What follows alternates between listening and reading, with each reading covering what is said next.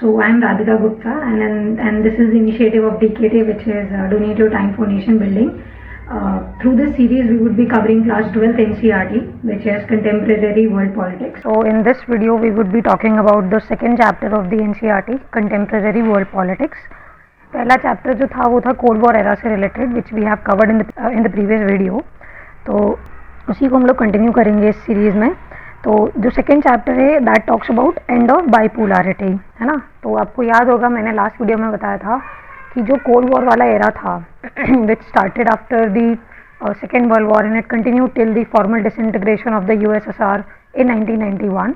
तो उस टाइम तक का जो पीरियड था वो बेसिकली कोल्ड वॉर पीरियड था, ठीक है. और वो जो वर्ल्ड था वो बाइपोलर वर्ल्ड था, है ना. So this chapter basically talks about that end of bipolarity. तो बाइपोलैरिटी हमारी कहाँ पे एंड हुई? हमारी एंड हुई 1991 पे. तो वहाँ पर जो बाइपोलैरिटी एंड होती है और उसके बाद का जो वर्ल्ड ऑर्डर है या वो वर्ल्ड ऑर्डर बेसिकली उसके बाद US कुछ टाइम तक डोमिनेट कर रहा था. And then today what we see is a multipolar world, ठीक है. दो USA is a major super power even till date, but ऐसा नहीं है कि आज यूनिपोलर वर्ल्ड है. ऐसा नहीं है कि आज हर कंट्री को US से ही अलाइन करना ज़रूरी है ना. इस टाइप की चीज़ें आज के वर्ल्ड में नहीं ही देखने को मिलती है. तो ये चैप्टर बेसिकली NCERT इस चैप्टर में काफ़ी सारी चीज़ों के बारे में बात करता है. जैसे हमने कोल्ड वॉर में Cuban missile crisis was one of the incidents जिसके बारे में हमने लास्ट वीडियो में बात की थी. इस वीडियो में हम लोग बात करेंगे सोवियत सिस्टम के बारे में, ठीक है. एक्चुअली सोवियत यूनियन बना कैसे, है ना. तो ये चैप्टर रशियन रेवोल्यूशन के बारे में बात करता है. सोवियत सिस्टम कैसा था, what led to the disintegration of the Soviet system, है ना. उसके जब वो डिसइंटीग्रेशन हो गया तो उसके कॉन्सिक्वेंसेस क्या हुए, not just in USSR, not just in Russia, but in the world over क्या उसके कॉन्सिक्वेंसेस थे, ठीक है. ये सारी चीज़ों के बारे में ये सिस्टम हमारा बात करता है, ये चैप्टर हमारी बात करता है. So let's begin. अब जैसे फर्स्ट चीज़ है बर्लिन वॉल. तो हमारा जो चैप्टर है बेसिकली NCERT में वो स्टार्ट होता है with the fall of Berlin wall, है ना. तो बर्लिन वॉल बेसिकली बर्लिन देखो कहाँ है पहले तो ये समझो. तो बेसिकली है क्या कि जर्मनी की उस टाइम पे कैपिटल था बर्लिन. सो जो जर्मनी है, यूरोप में एक कंट्री है जर्मनी, ठीक है. तो वहाँ पर बेसिकली जर्मनी की कैपिटल थी बर्लिन. और जर्मनी उस टाइम पे वर्ल्ड वॉर 2 के बाद जब तुम्हें पता होगा कि 4 पावर्स जीती थी, है ना. अलाइड पावर्स जो थी, कौन सी 4 पावर्स थी? इट वॉज बेसिकली सोवियत थी, ठीक है, अमेरिकन था, ब्रिटिशर्स थे and the French powers. These were the 4 powers who one eight that time, मैंने बताया था. तो जब वो लोग जर्मनी में इन्वॉल्व हुए तो जर्मनी के 4 हिस्से हो गए. फ्रेंच ने एक हिस्सा ले लिया, ब्रिटिश ने एक हिस्सा ले लिया, अमेरिकन ने एक हिस्सा ले लिया और USSR ने एक हिस्सा ले लिया. तो USSR के पास जो बेसिकली हिस्सा था that was part of the eastern Europe, है ना. और जो बर्लिन थी कैपिटल वो मेजरली यहाँ लाई कर रही थी. This was the location of Berlin, ठीक है. तो बर्लिन बेसिकली यहाँ लाई कर रही है entirely in the eastern Europe part, but still क्योंकि बर्लिन उस टाइम पे जर्मनी की कैपिटल थी तो बर्लिन में चारों सुपर पावर्स का एक सेंटर था वहाँ पर, ठीक है. और टेंशन इतनी ज़्यादा ग्रो हो गई कि बर्लिन में एक वॉल ही डेवलप हो जाती है. अभी मैं बताऊंगी कि बर्लिन की वॉल क्यों डेवलप हुई थी और क्या सारी कहानी थी, कैसे फिर वो वॉल डिसइंटीग्रेट हुई 1989 में बाय द पीपल. वो सारी चीज़ें मैं भी कवर करूँगी.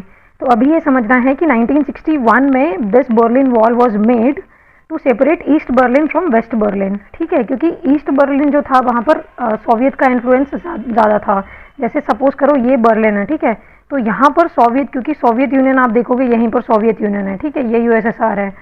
तो जो ईस्ट बर्लिन वाला पार्ट था वहाँ पर सोवियत का ज़्यादा इन्फ्लुएंस था और वेस्ट बर्लिन में तीनों पावर का इन्फ्लुएंस था, the French, the Britishers and the American. तो यहाँ पर एक तरीके का कम्युनिस्ट सेगमेंट था और यहाँ पर एक तरीके का कैपिटलिस्ट सेगमेंट था. तो आइडियोलॉजी भी डिवाइड हो रही थी बर्लिन में, ठीक है. And all of these things basically led to division of Berlin and there was this high wall. ये देखो ये वॉल दिख रही होगी आपको इस फोटो में. तो ये पूरी की पूरी वॉल बना दी जाती है बर्लिन को डिवाइड करने के लिए. तो मतलब households, even households were separated. मतलब एक कॉलोनी में लेफ्ट और राइट अलग अलग बर्लिन का हिस्सा हो गया था, इतना ज़्यादा था, ठीक है. And this wall was not just very, मतलब ऐसा नहीं था कि कोई छोटी मोटी चीज़ थी. This wall basically symbolise division between the communist and the capitalist world, ठीक है. तो जो मैंने अभी बताया आपको कि कम्युनिस्ट और कैपिटलिस्ट दो अलग अलग आइडियोलॉजी थी जिनके ऊपर पूरा कोल्ड वॉर हमारा आधारित था. तो ये जो बर्लिन वॉल थी ये वही चीज़ सिम्बलाइज कर रही थी कि कम्युनिस्ट और कैपिटलिस्ट वर्ल्ड जो हैं वो दो सेपरेट वर्ल्ड हैं. And this wall basically symbolized those differences, है ना. And that is why it is also called as one of the greatest symbols of cold war. Fine.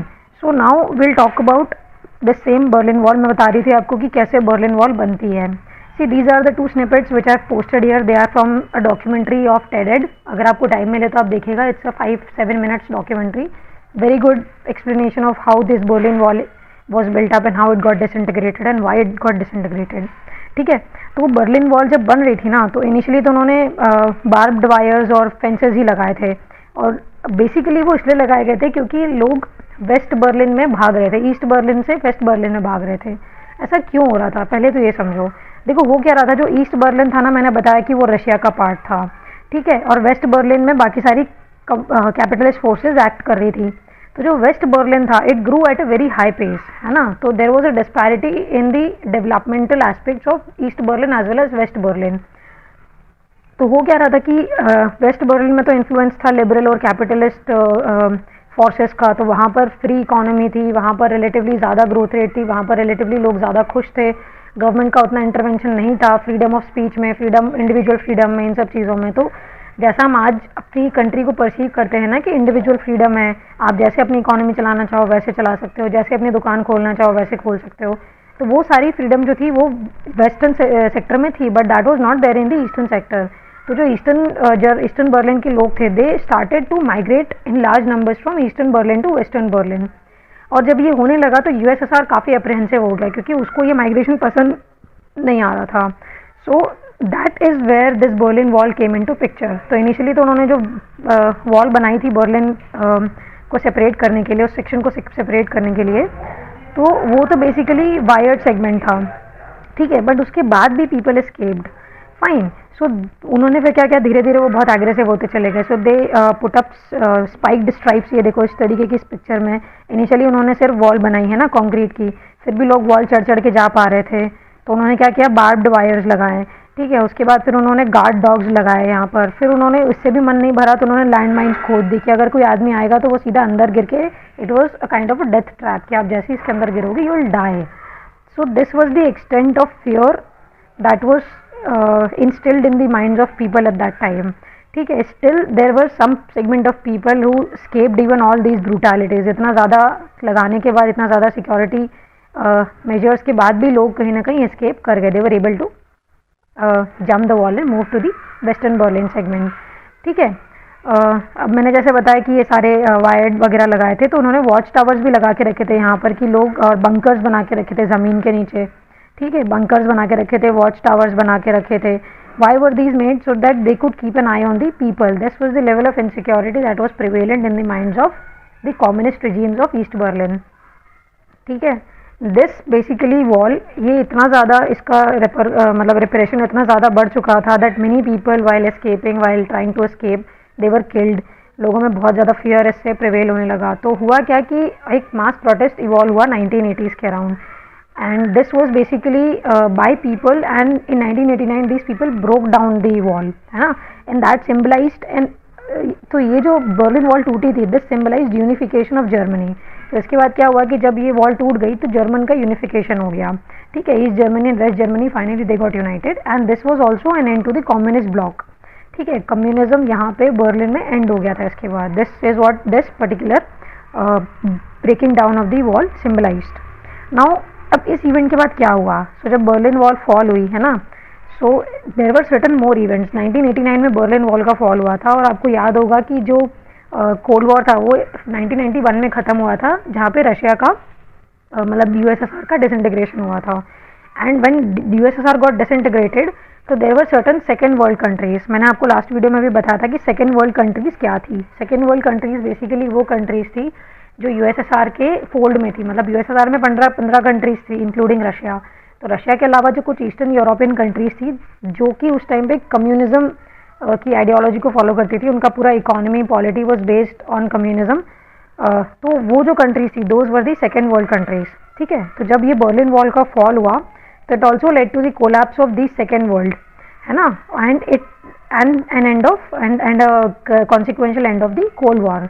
और German unification is one obvious end of this particular fall of Berlin wall. Fine. तो जो 8 eastern European countries थी जो कि Soviet block का part थी उस time पे, उन्होंने अपनी कम्युनिस्ट रेजीम को रिप्लेस कर दिया with the capitalist and liberal regime in response to the mass demonstrations. Mass demonstrations कैसी थी, वहाँ के जो लोग थे they basically rose in demonstrations against their own governments. वहाँ के लोग जो थे वो बेसिकली बहुत आराम से देख पा रहे थे कि कैसे वेस्टर्न यूरोपियन कंट्रीज़ बहुत अच्छा प्रोग्रेस कर रहे हैं, because there is influence of capitalism, there is liberal democracy. तो और यूएस में टेक्नोलॉजी जितना आगे बढ़ती जा रही थी, वैसे वैसे जो ईस्टर्न यूरोप के लोग थे they could see the differences between the communist and the capitalist market interventions. तो उनको ये समझ में आने लगा था कि यार ये वाली गवर्नमेंट ज़्यादा सस्टेनेबल नहीं है, हम इतना ज़्यादा राइज नहीं कर पाएंगे if we live with this kind of government. तो धीरे धीरे क्या हुआ कि वो अपनी ही they rose against their own established governments, है ना। And this was a kind of a democratic protest, जो डेमोक्रेसी के लिए उस टाइम पे आने लगा, कैपिटलिज्म के लिए उस टाइम पे आने लगा। And this led to the falling of the communist regimes in the eastern European countries. ठीक है, तो अभी समझ में आ गया होगा कि बर्लिन वॉल क्यों पहली बात तो बनाई गई, माइग्रेशन को रोकने के लिए। क्यों तोड़ी गई, क्योंकि लोग इतना ज़्यादा 20-30 साल में लोग इतना ज़्यादा फ्रस्ट्रेट हो गए 1961 के बाद 1989 तक कि they virtually took weapons on their own and जितना वो मतलब पत्थर फीनी से जितना तोड़ पा रहे थे उतना उन्होंने बर्लिन वॉल तोड़ना स्टार्ट कर दी। ठीक है, नाउ विल टॉक अबाउट, देखो यहाँ पे कुछ आपके एनसीईआरटी कुछ लीडर्स ऑफ सोवियत यूनियन के बारे में बात करती है। मैं धीरे धीरे पूरे वीडियो में इसके बारे में बात करूंगी और एंड में हम लोग फिर एक बार स्लाइड पे आके देख लेंगे whether we have completed this और वी हैव मिस्ड इट। ठीक है, सो अभी हम लोग बात करेंगे जो दूसरी चीज़ है वो है सोवियत सिस्टम, जिसके बारे में आपकी एनसीईआरटी बात करती है कि जब यूएसएसआर की स्थापना हुई थी। See USSR came into picture in 1917 and cold war, although cold war start हुआ था 1949-1950s के बाद में, वर्ल्ड वॉर 2 के बाद में, बट सोवियत सिस्टम जो था, जो सोशलिस्ट या कम्युनिस्ट सिस्टम आप जिसको बोलते हो, वो 1917 से ही था। ठीक है, तो सोवियत सिस्टम के बारे में बताता है आपका एनसीईआरटी, बट उसके पहले मैं थोड़ा सा आपको बताऊंगी कि क्यों सोवियत सिस्टम आया था पिक्चर में, या क्यों सोशलिज्म वाज अडॉप्टेड देयर। ये वैसे एनसीईआरटी में ज़्यादा लिखा हुआ नहीं है, मैं बस आपकी नॉलेज के लिए बता रही हूँ, तो ज़्यादा परेशान मत होना अगर कुछ समझ में ना आए तो। ठीक है, ये सिर्फ इसलिए ताकि आपकी क्यूरियोसिटी बनी रहे। तो बेसिकली हुआ क्या था कि 1917 में रशियन रेवोल्यूशन हुआ था। ठीक है, see this is Russian revolution, वो 1917 में हुआ था। उसके कुछ कारण थे। उस टाइम पे ना जार का रूल था, जार निकोलस जो था उसका, जार निकोलस 2 का रूल था उस टाइम पे, और वो बहुत ही अथॉरिटेरियन टाइप का आदमी था।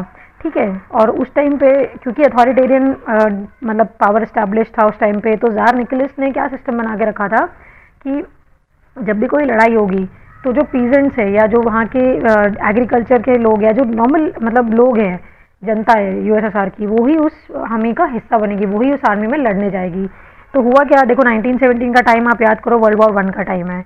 तो उस टाइम पे जब बहुत सारे मतलब वॉर के कारण क्या हो रहा था कि बहुत सारे रशिया के जो कॉमन सिटीजन्स थे, कॉमन मैन था, वो मर रहा था, क्योंकि पीजेंट जो हैं या फिर जो लेबरर है, they do not have the capacity and the wherewithal to fight a war, मतलब वो उस तरीके से ट्रेन नहीं होते हैं। ठीक है, तो हो क्या रहा था कि हर किसी के घर में कोई ना कोई आदमी आर्मी में जा रहा था और फिर वो मर रहा था, and people became very frustrated with this kind of government system. तो हुआ क्या कि उस टाइम पे मास प्रोटेस्ट स्टार्ट हुआ, और रशिया उस टाइम पे काफ़ी लोगों को लूज़ कर चुका था, टेरिटोरियल लॉसेस बहुत ज़्यादा हो रहे थे रशिया को वर्ल्ड वॉर 1 में, उसकी इकोनॉमी बहुत ज़्यादा डिटीरियोरेट कर चुकी थी।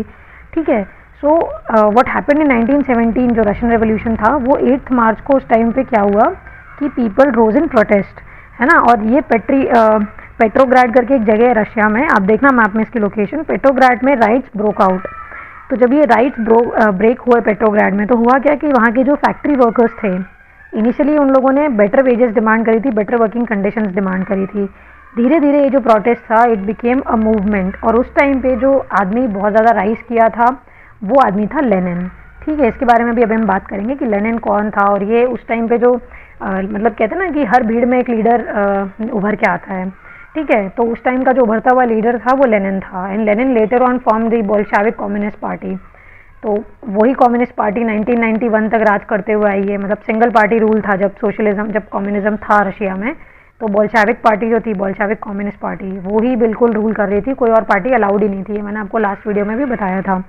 ठीक है, तो जब ये मास प्रोटेस्ट हुआ फैक्ट्री वर्कर्स का 8 मार्च को और उसके आसपास, तो क्या हुआ कि जार का जो रूल था वो तो चला गया, है ना, they virtually throughout the tsar rule. तो जब जार गया तो उस टाइम पे क्या हुआ कि एक प्रोविजनल गवर्नमेंट, दूमा गवर्नमेंट एस्टैब्लिश हुई। ठीक है, दूमा गवर्नमेंट व्हाट एस्टैब्लिश्ड। तो जब दूमा गवर्नमेंट एस्टैब्लिश हुई उसके बाद, तो ये प्रोविजनल गवर्नमेंट थी। Fine, but what happened after that was कि एक अलग सेक्शन ऑफ लोग जो थे, कॉमन पीपल तो जो थे, they were basically rising up and they organise themselves, और जो ये लोग ऑर्गेनाइज हो रहे थे, they were organise under the Lenin. ठीक है, तो जो लेनिन आदमी था, ही बेसिकली वो सपोर्टेड बाय जर्मनी। लेनिन को उस समय उठाने में, उस समय लीडर बनाने में जर्मनी का बहुत बड़ा हाथ था। ठीक है, and Lenin was the person who basically then caused the 1917 revolution. He threw away the Duma government, tsar की गवर्नमेंट तो पहले ही जा चुकी थी, ओवरथ्रो इन्होंने बिल्कुल एक मिलिट्री कू किया 1917 में, और जो डूमा गवर्नमेंट के प्रोविजनल लीडर्स थे उनको उन्होंने पकड़ पकड़ के हटा दिया वहाँ से। ठीक है, so this is how Lenin came into picture. अभी लेनिन के बारे में बात की है तो पीछे जाके हम लेनिन के बारे में और 2-3 चीज़ें पढ़ लेते हैं, कोई ऑब्जेक्टिव क्वेश्चन आ सकता है। ये देखो, ये मैंने लेनिन के बारे में भी बताया था, Vladimir Lenin is full name. He was the founder of Bolshevik communist party. मैंने बताया था कि रशियन रेवोल्यूशन के टाइम पे बोल्शेविक कम्युनिस्ट पार्टी आई थी 1917 में। He was also the founder head of USSR during 1917।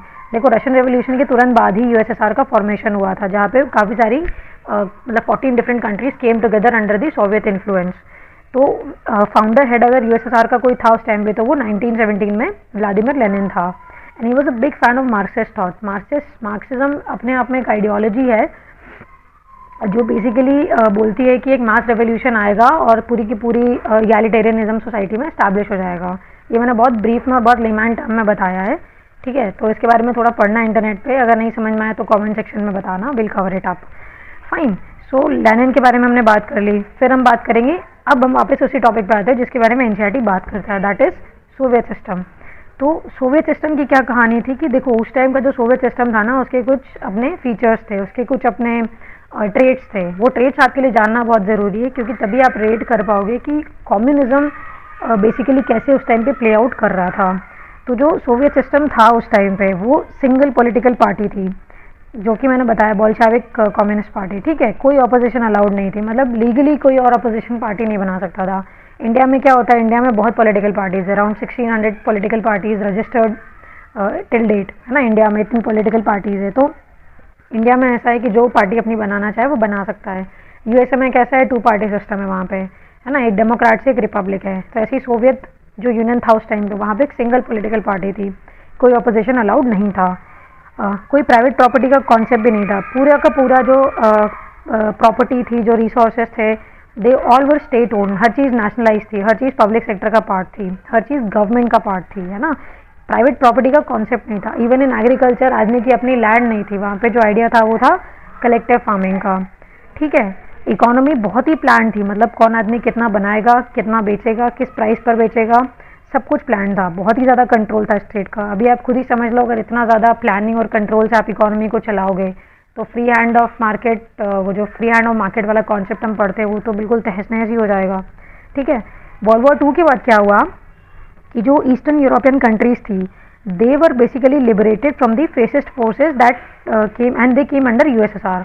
Fascist forces क्या है, see fascism is nothing but again a political theory, जैसे मार्क्सिज्म है, लेनिनिज्म है, कम्युनिज्म है, कैपिटलिज्म है, ऐसी फेसिज्म भी एक पॉलिटिकल थियरी है। ठीक है, तो उस टाइम पे मतलब फेसिस्ट फोर्सेस थी ईस्टर्न यूरोपियन कंट्रीज में, हिटलर का इम्पैक्ट था, वो सारी चीज़ें थी। तो यूएसएसआर ने हेल्प किया था इन ईस्टर्न यूरोपियन कंट्रीज़ को, एंड ये जो कंट्रीज थी, they basically came out of this fascist regime and then they collaborated with the USSR. ठीक है, सो और उसके बाद अच्छा तुम्हें ये भी याद होगा कि यूएसएसआर ने जो पैक्ट साइन किया था वो कौन सा था, वो वॉर्सो पैक्ट था, मिलिट्री पैक्ट जो साइन किया था। ठीक है, दैट वाज वॉर्सो पैक्ट। और ये सारी जो इकोनॉमीज थी यूएसएसआर के अंदर, 15 economies, they were modelled after the USSR economy. मतलब जैसा सिस्टम यूएसएसआर इकोनॉमी का है वैसा ही सिस्टम लगभग इन सारी ईस्टर्न यूरोपियन इकोनॉमीज का भी था उस समय पे। ठीक है, कम्युनिस्ट सिस्टम था। तो सोवियत इकोनॉमी ऐसे तो काफ़ी अच्छा डेवलप करी मतलब वर्ल्ड वॉर 2 के बाद, और it was in comparison to how the US world was rapidly growing. But उसके बाद भी कई सारे इश्यूज थे कि ठीक है कि इनिशियली तो चलो आपने रैपिड प्रोग्रेस कर ली, इनिशियली आपने सब चीज़ें बना ली, but then there are certain issues attached when you are talking about the entirely socialist economy. अभी मैं वो भी इश्यूज आपको बताऊंगी। तो पहले तो अच्छी बातें बताते हैं सोवियत सिस्टम के बारे में। काफ़ी स्ट्रॉन्ग कम्युनिकेशन नेटवर्क था इनका। ठीक है, remotest part of the Soviet union को भी ये लोग कनेक्ट कर पा रहे थे, मतलब एंड मतलब जो रेलवे नेटवर्क था, रोड नेटवर्क था, वो काफ़ी इनका स्ट्रेंथन किया हुआ था इन्होंने कि हर जगह से ये लोग अपने रीजन्स को कनेक्ट कर पाए। ठीक है, और एनर्जी रिसोर्सेज जैसे कि ऑयल हो गया, आयरन हो गया, स्टील हो गया, मशीनरीज हो गया, ये सारा वो खुद एक्सप्लॉइट कर रहे थे। सी जो रशिया वाला रीजन है और स्पेशली जो सेंट्रल एशिया वाला रीजन है वो काफ़ी रिच है मिनरल एनर्जी में और रिसोर्सेज में, है ना। तो अभी भी जितने झगड़ा सेंट्रल एशिया में चलता है बाकी बिग पावर्स का, उसका मेन रीज़न ही यही है कि वो एनर्जी रिच एरिया है। So every big power like USA, China, India, Afghanistan, ठीक है, कोई भी बड़ा पावर ले लो, Russia, all of these powers are getting involve in the central Asian countries. Why? Because of the energy security issues. ठीक है, ट्रांसपोर्ट सेक्टर उस टाइम का बहुत स्ट्रॉन्ग था, रिमोटेस्ट पार्ट ऑफ एरिया को कवर कर रहा था। डोमेस्टिक कंज्यूमर इंडस्ट्री इतनी अच्छी थी कि वो लोग पिन से लेके कार तक हर चीज़ खुद बना रहे थे। There was no dependency. अभी आप रिसेंटली अगर न्यूज़ देख रहे होंगे तो आपको पता होगा कि PM Modi is constantly emphasizing upon the आत्मनिर्भर भारत। तो आत्मनिर्भर भारत का क्या मतलब है कि हमारी जो डोमेस्टिक इंडस्ट्रीज़ हो वो इतनी ज़्यादा सेल्फ डिपेंडेंट हो, सेल्फ रिलायंट हो कि हमें किसी और पर डिपेंड ना करना पड़े, है ना। So we are also increasingly moving towards that ideology कि we want to be self reliant. तो उस टाइम पे सेल्फ रिलायंस था सोवियत सिस्टम में। बट होता क्या है कि जब आप पूरी तरीके से सेल्फ रिलायंस बनाने की कोशिश करते हो ना तो इनएफिशिएंसीज सिस्टम में क्रीप अप होना स्टार्ट हो जाती है। I explain it in later part of the video. State उस टाइम पे इंश्योर कर रहा था कि मिनिमम स्टैंडर्ड ऑफ लिविंग सबको मिले, है ना, क्योंकि स्टेट इगैलिटेरियनिज्म चाहता है। स्टेट चाहता है कि हर आदमी का एक अपना स्टैंडर्ड ऑफ लिविंग हो, उसको मिनिमम बेसिक रिक्वायरमेंट जो हो वो मिले, वो भूखा ना मरे। एक सबसे इंपॉर्टेंट और सबसे सरप्राइजिंग बात जो थी इस सिस्टम की वो थी नो एम्प्लॉयमेंट। कोई एम्प्लॉयमेंट नहीं था। ऐसा एनसीईआरटी भी लिखती है, ऐसा सिस्टम भी लिखता है। अब ये थोड़ी रिलेटिव बात लगती है मुझे, but again will go by with what NCERT is writing. So there was no employment in the, there was no unemployment sorry in the Soviet system. ठीक है, अभी जैसे मैं मेंशन कर रही थी कि there were certain issues that were related with this kind of system.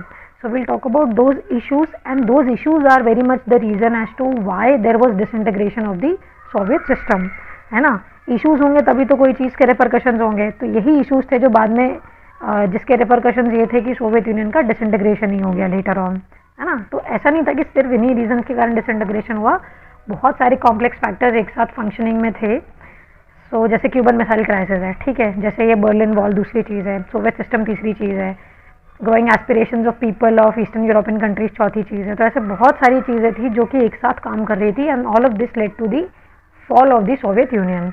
तो this is one side of that coin. तो इसके बारे में अगर हम बात करें तो बहुत देखो, जब भी एक चीज़ ध्यान रखो कि जब भी सोशलिस्ट सिस्टम होगा या कम्युनिस्ट सिस्टम होगा ना, जहाँ पे सिर्फ गवर्नमेंट कंट्रोल कर रही होगी हर चीज़, तो ब्यूरोक्रेसी जो होती है वहाँ की वो बहुत बहुत स्ट्रॉन्ग हो जाती है। ठीक है, और जब ब्यूरोक्रेसी बहुत स्ट्रॉन्ग होती है ना तो वहाँ पे रेड टेपिज्म बहुत पिक्चर में आ जाता है। रेड टेपिज्म से मेरा मतलब है करप्शन।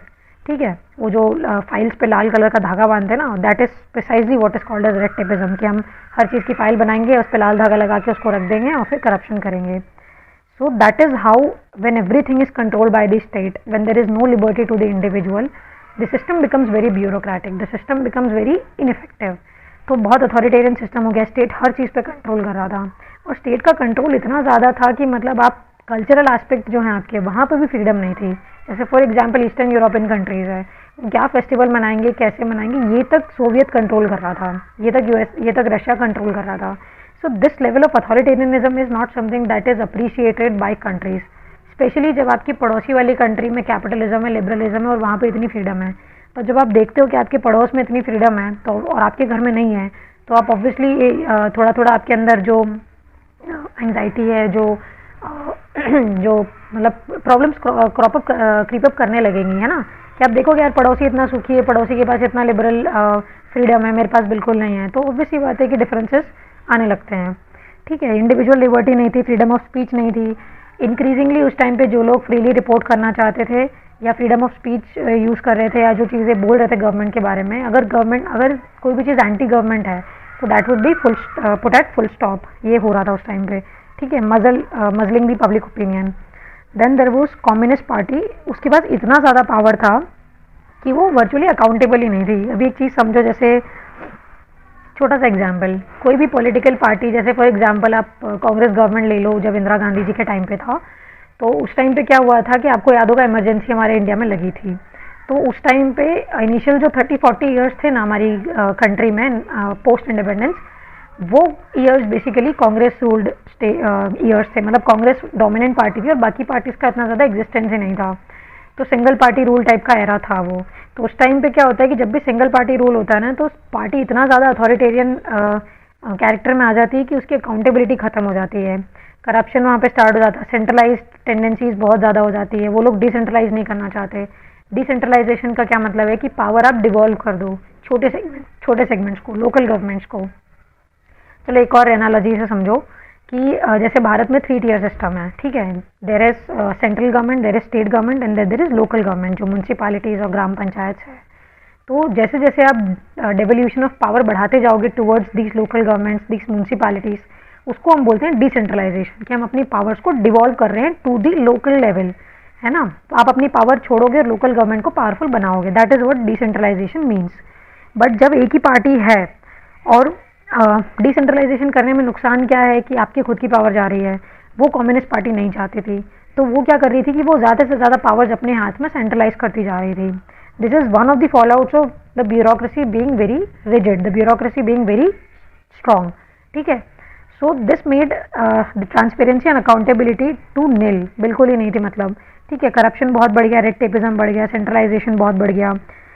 और गवर्नमेंट उस टाइम पे जो थी कम्युनिस्ट पार्टी की, इट लॉस्ट पॉपुलर बैकिंग। क्यों? क्योंकि people were increasingly not identifying with them any more.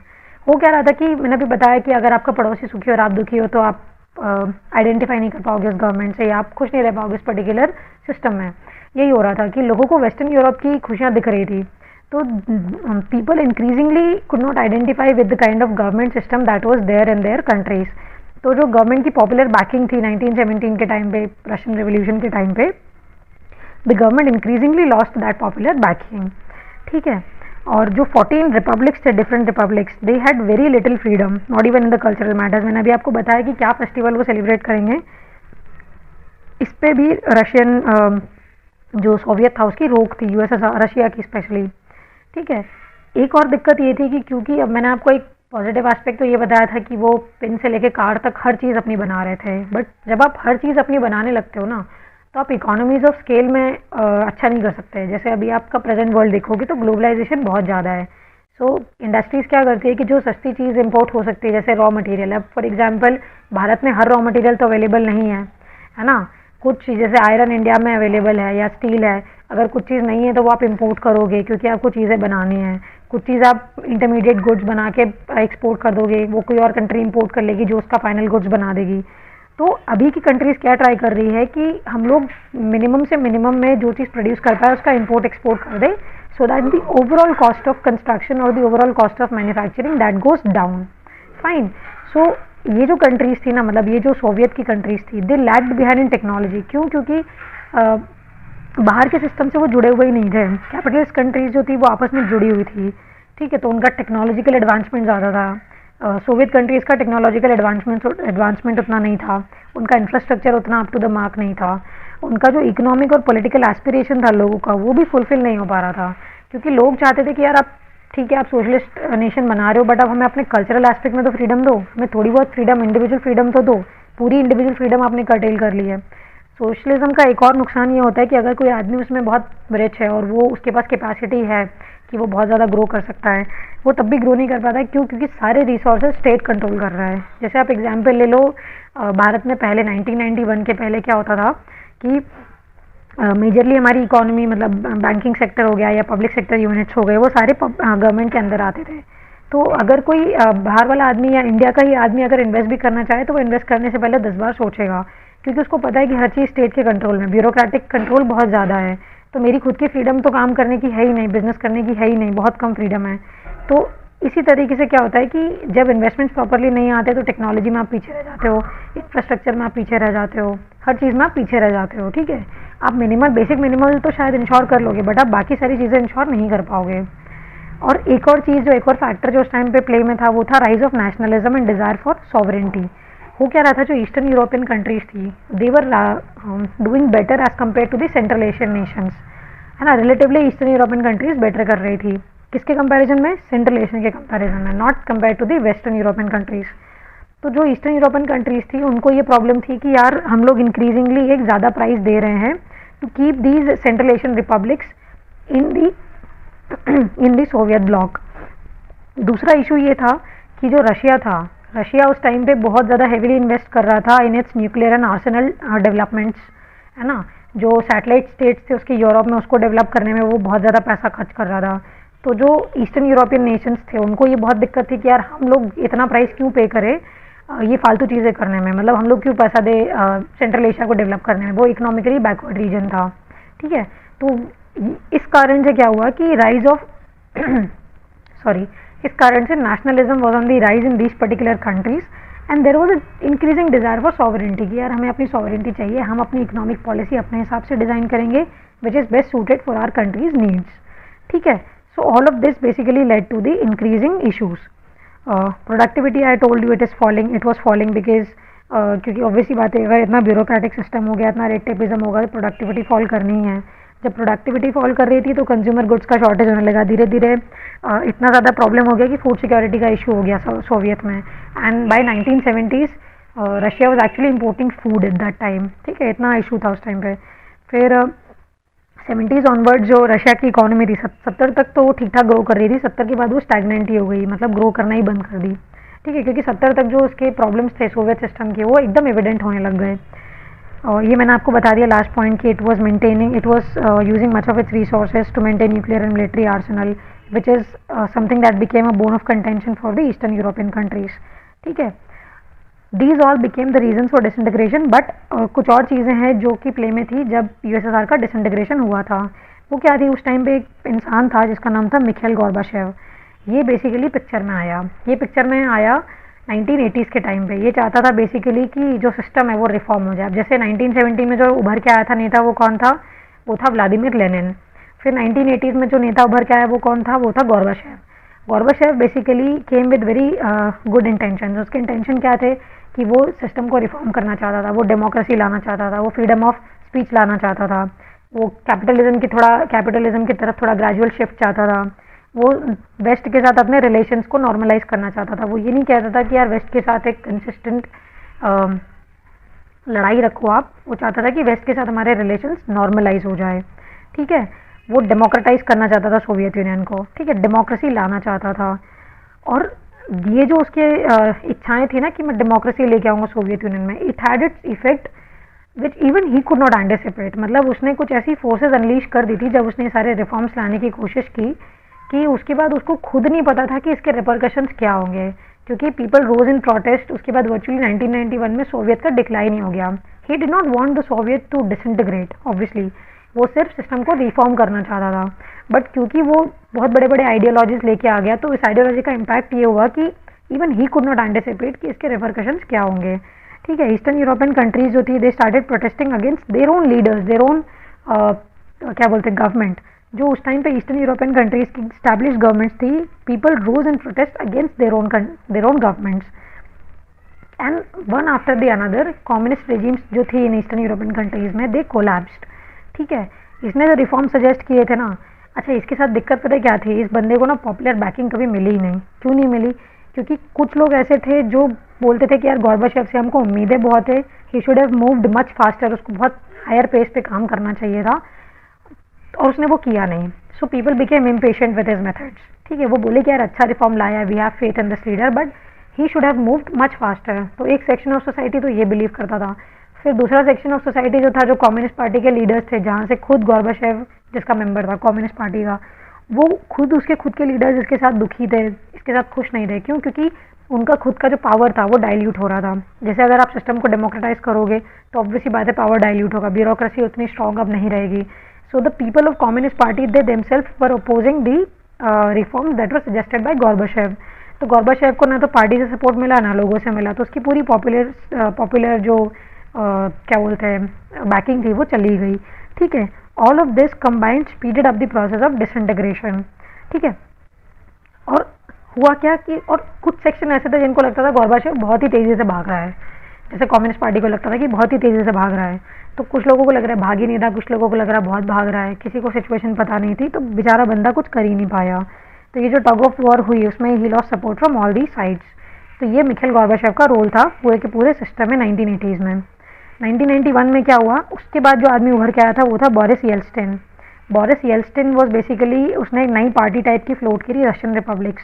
तो ये थोड़ा बेसिकली उस टाइम पे ये बंदा जब राइज करके आया तो इसने क्या किया कि 1991 में एक कू ऑर्गेनाइज किया और उसके बाद वर्चुअली जो पूरा मतलब सोवियत सिस्टम का डिसइंटीग्रेशन था वो हो गया था। येल्स्टिन जो था ना, उसने येल्स्टिन के टाइम में क्या हुआ कि बेलारूस, यूक्रेन और रशिया, ये 3 मेजर पावर्स थे उस time, centres Russian USSR countries में, बेलारूस, यूक्रेन और रशिया।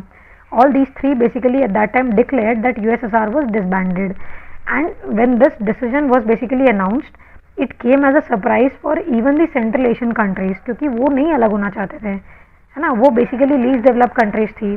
तो लोगों को ऐसा लगता था ऑल्दो कि यार सेंट्रल एशियन की जो कंट्रीज है, 5 कंट्रीज है, वो सबसे पहले चाहेंगी कि हम इनसे अलग हो जाए क्योंकि हमारा इकोनॉमिक डेवलपमेंट नहीं हो रहा है। On the contrary central Asian countries Soviet के साथ रहना चाहती थी। तो जब ये अनाउंसमेंट हुआ था बेलारूस, यूक्रेन और रशिया के साथ, रशिया के द्वारा कि यार हम लोग सोवियत यूनियन को डिसबैंड कर रहे हैं, तो this came as a surprise to even these central Asian countries.